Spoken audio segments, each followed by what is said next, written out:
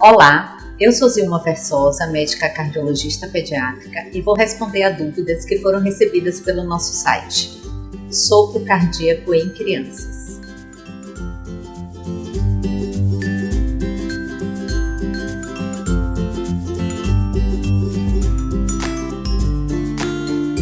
Frequentemente vejo crianças no consultório e os pais falam: meu filho tem um sopro no coração.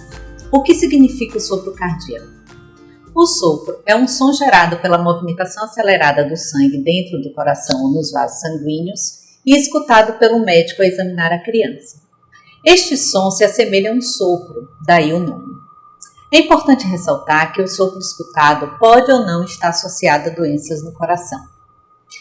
Há dois tipos de sopros. Chamamos de sopro inocente ou funcional, aquele sopro em que existe uma turbulência na passagem do sangue pelas estruturas do coração e grandes vasos, mas que não há defeitos estruturais.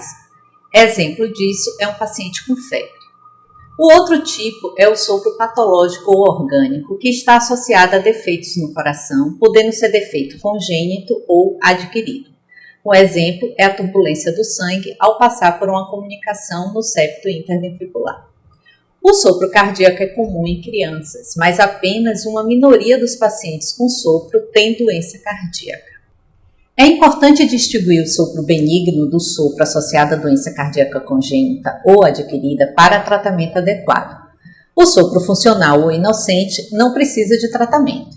O sopro patológico, ou seja, que está associado a um defeito estrutural, na maioria dos casos, a criança necessitará de correção cirúrgica do defeito. Para saber mais ou enviar mais perguntas sobre este e outros assuntos, acesse nosso site ou nos acompanhe nas redes sociais. Até a próxima!